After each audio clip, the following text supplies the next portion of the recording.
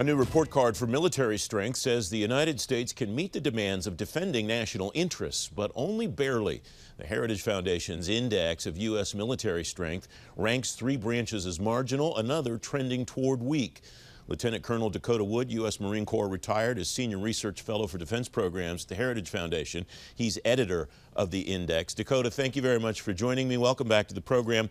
You and your colleagues write in this work, the Index is not an assessment of what might be, but it's how well or poorly conditions, countries, and the U.S. military have evolved during the assessed year. Why is that important to understand as we look at the individual components of this? Yeah, crucial. Well, you're aware that in the D.C. area, a lot is written and talked about directed energy, unmanned systems and robotics, artificial intelligence, a lot of very exotic weapons that might be coming down the pike in the next 10 years. But if we had to go to the South China Sea or ride to the defense of the NATO members in the Baltic Sea, or Baltic states, we're not going to use the military that might be 10 years from now. So the index looks at the military we currently have. It's a report card back to the American people whose taxpayer monies are used to fund the military, and our expectations for what today's military can do to protect national security and economic interests. So it's a really important thing to understand that you've just pointed out that, yes, invest in the future, but we really have to rely on the military we have today for today's problems. It struck me as I read through this, you're writing about the military that you see that we have, not the military that you see that we wish that we had. You write, the Army is marginal, is the grade that you assign to the current condition of the United States Army. Has the Big Six list of priorities overall, do you think, been a positive, a negative, or a neutral for the posture of the Army?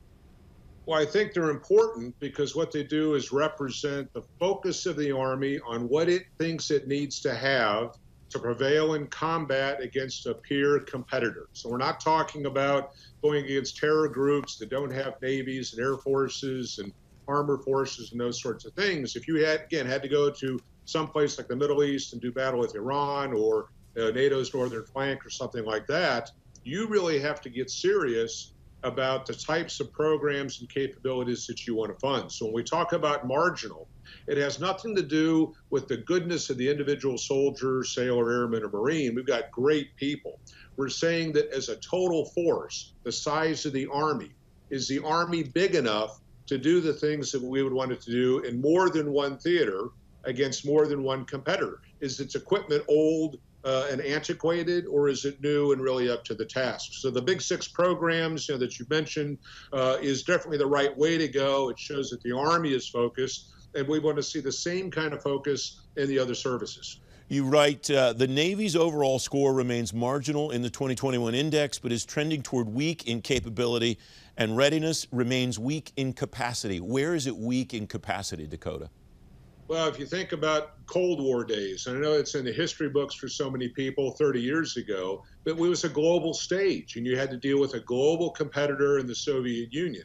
We had a Navy that was 550 ships. Today, the current U.S. Navy is fewer than 300.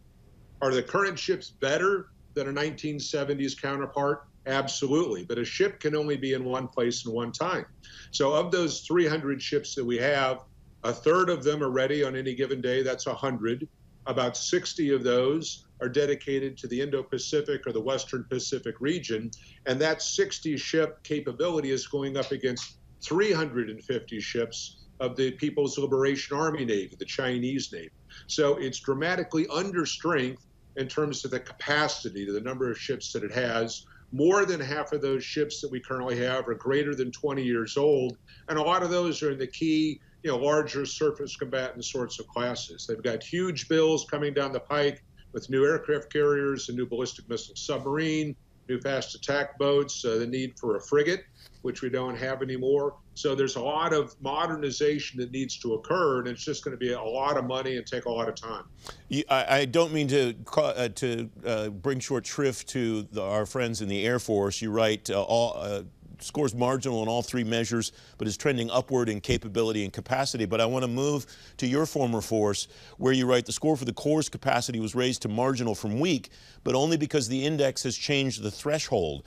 What What do General Berger's updates, proposals for modernization in the Marine Corps propose to you?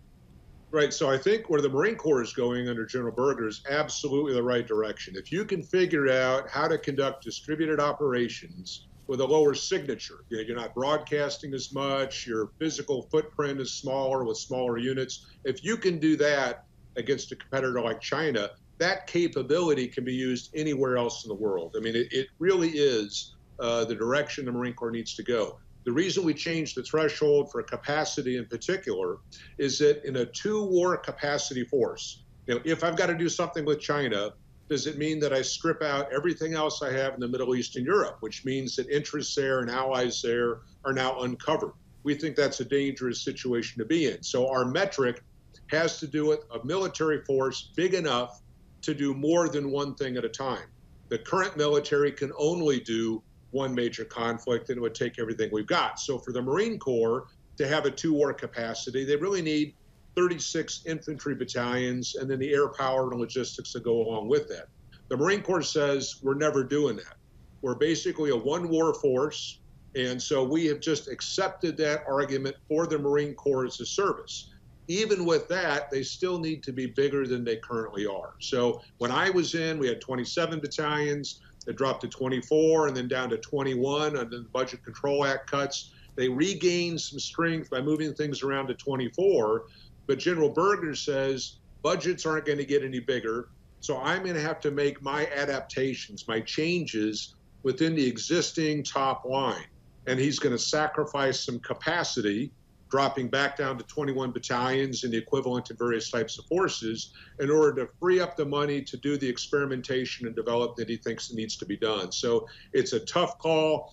In this situation, it's the right call, but we still have to deal with the reality of the world. And we believe that the Marine Corps is simply too small for the types of warfare that we envision in the future. Dakota Wood, for the sake of completion, Space Force not assessed, nuclear capabilities as marginal, trending toward strong. We're out of time. Thank you very much for joining me. Thank you.